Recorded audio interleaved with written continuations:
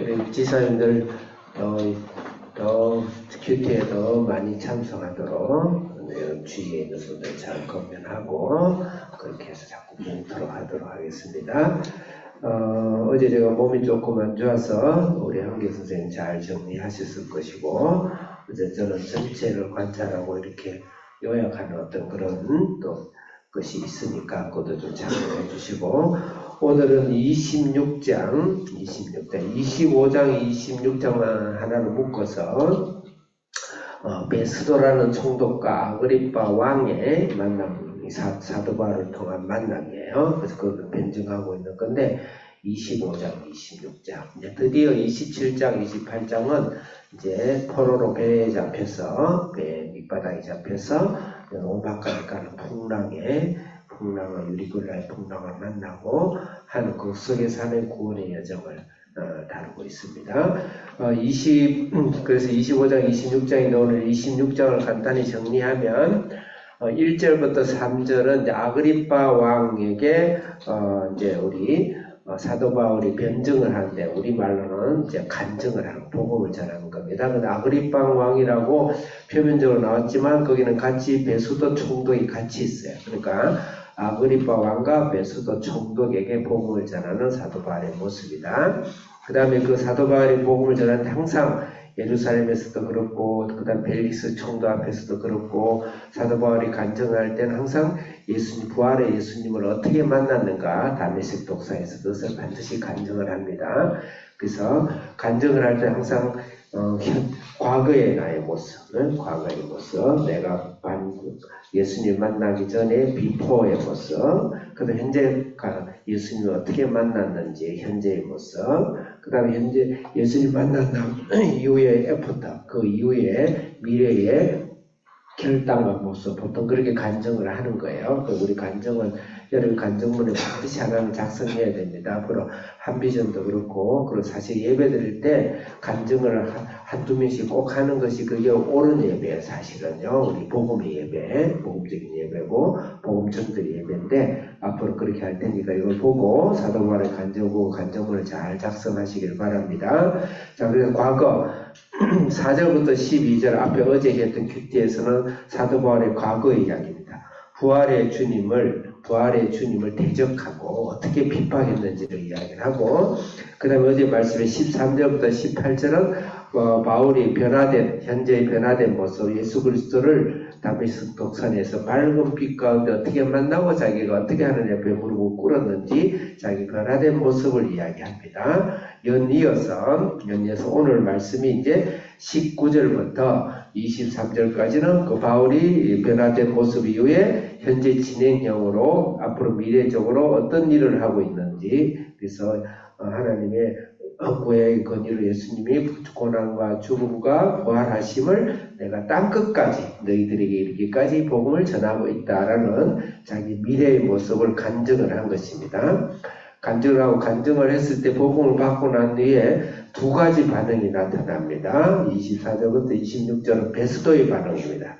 베스도의 반응은 굉장히 세상적이고 철학적인 반응을 잘못 그렇게 반응하면 안 되죠. 근데 예수를 믿지 않을 때의 반응은 베스도의 형태의 반응이 있다. 철학적인 반응이다. 이렇게 제가 제목을 달았고, 두 번째 27절부터 29절은 아그리빠 왕의 반응을 나타내고 있습니다. 이것은 세속적인 신앙의 반응입니다. 그렇게 두 반응을 우리가 보면서 우리는 반대로 어떻게 해야 되는지를 오늘 우리가 좀 적용을 하고 그렇게 했으면 좋겠어요. 마지막은 이제 판결의 이야기가 나옵니다. 먼저 19절까지 크게 읽겠습니다. 시작.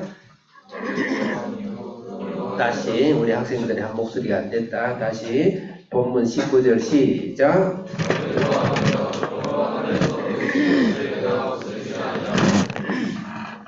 자, 여기서 20절도 읽겠습니다. 시작.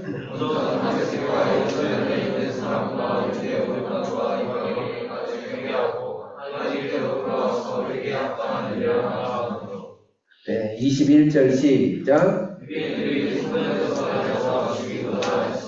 네, 지금 아그리빠 왕에게 사도 바울이 아그리빠와 베스도에게 자기 간증과 복음과 증명을 하는데 13절부터 18절에 내가 과거에 부활의 주님을 4절부터 12절까지 내가 과거에 부활의 주님을 대적하고 비판을 어떻게 했다는 말을 하고 현재 내가 13절부터 18절에 현재 내가 부활의 주님을 다메섹 도사에서 어떻게 만났다 이야기하고 지금 19절부터는 내가 그 이후에 내가 어떻게 삶을 살고 있다라는 미래의 자기의 결단과 삶을 이야기를 하고 있다. 변화된 모습을. 그래서 내가 다메섹과 예루살렘과 온 유대와 땅끝까지 사도행전 1장 8절 말씀이 기억이 나죠. 참 그래서 성령은 변화받고 구원을 받고 나면 동일한 목적으로 교회의 방향을 설정을 해서 땅끝까지 복음을 전하는 것이 하나님의 가장 큰 영광이다. 그것을 우리 알아야 되겠습니다. 22절 읽겠습니다. 시작. 하나님의 도우심을 받아 내가 오늘까지 있어서 누구나 한 사람 앞에 서주하는 것을 그 자들과 제가 반드시 되리라고 하는 것밖에 없습니다. 23절 시작. 그리스도가 고난을 받으시고 죽은 자 가운데서 먼저 사시나 이스라엘 하나님들에게 주시옵소서. 무엇을 전하는가를 이야기를 하죠. 예수 그리스도의 고난과 예수 그리스도의 죽으심과 우리를 위해서 예수 그리스도 죽으시고 끝나면 아무것도 안 되겠죠. 철학적인 신도 이따 죽거든요. 신도 있어요. 다시 부활했다. 유일하게 사람이 죽었다 부활한 인류사의 역사에 있어서는 이것은 도저히 철학적으로는 헬라처럼 믿기지 않는 이야기예요. 부활했다. 그래서 이스라엘의 이방의 빛이 되었다. 13절에 앞장 한번 넘겨보세요. 13절 같이 읽겠습니다. 13절 시작.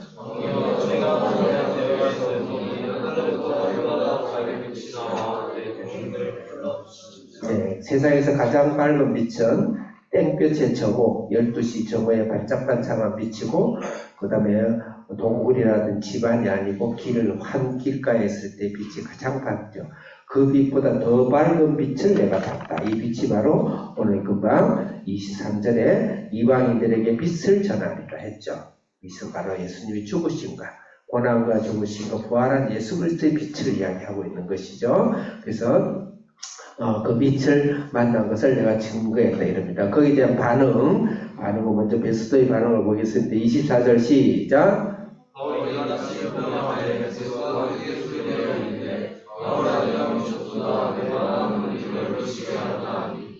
네, 여기서 베스도의 신앙적인 모습을 볼 수 있는 반응의 모습 24절에 보면 소리를 크게 냈다 그랬어요. 베스도는 자기 소리가 커요. 예수님을 만날 때는 자기 소리가 죽어야 돼요. 에고가 죽어야 됩니다. 그 베스도가 예수를 믿지 않는 이유는 자기 소리가 컸다. 그럼 우리는 하나님의 말씀을 들을 때 나의 소리를 죽이라. 나를 죽여야 됩니다. 그 다음에 내가 미쳤다 그랬습니다. 미쳤다. 근데 베스도가 정신이 없는 거죠. 베스도는 기회주의자죠. 인간은 미쳐서 살아야 돼요. 사람과 미쳐 사는 거예요. 사람과 뭔가 미치게 돼 있어요. 귀신에 미치든지 예수 그리스도에 미치든지 삶이 돼서. 그래서 베스도는 아마 그 기회주의적으로 인생을 산 것 같은데 사로잡혀 살아야 돼요. 우리는 전폭적으로 주님을 의지하고 주님의 삶을 살고 인생을 전폭적으로 살아야 된다.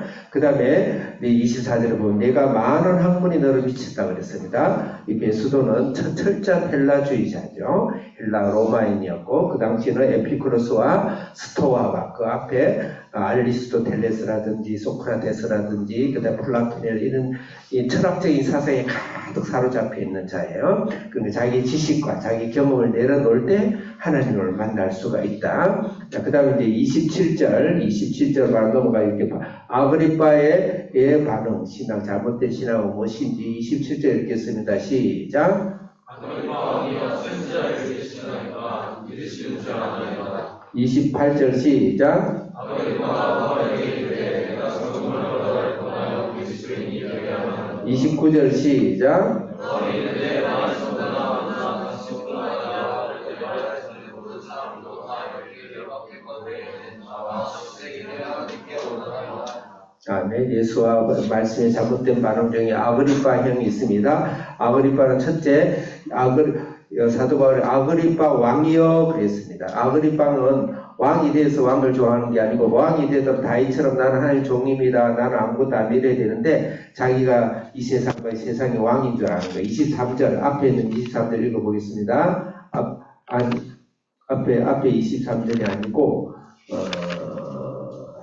25장 23절 25장 23절 펴보기 바랍니다. 월요일 큐티에 있어요. 25장 23절 같이 읽겠어요. 시작.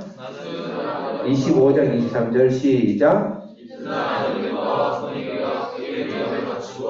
자, 거기까지만. 이터나 아그리파 왕과 보니게가 어떻게 한다고 그랬어요? 크게 이어를 갖추고 사도 바울에 나타났어요. 자기가 왕이다. 그래서 하나님 앞에서는 자기 자신을 내려놔야 돼요. 내가 내 인생의 주인의 왕이 되면 안 돼요. 그런 게 절대 말씀이 들어가지 않습니다. 하나님을 깨달을 수도 하나님 먼저 그부터 치게 되죠.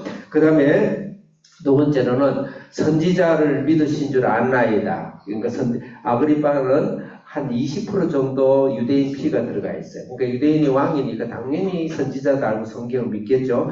형식적이고 맹목적인 신앙이죠. 형식적이고 맹목적으로 우리가 썬데이 크리스찬이 되어서는 절대 하나님을 만날 수가 없다. 그 다음 내가 적은 말로 나를 했다. 그러니까 하나님이 우리 신앙을 아주 미천하게 생각하는 거예요.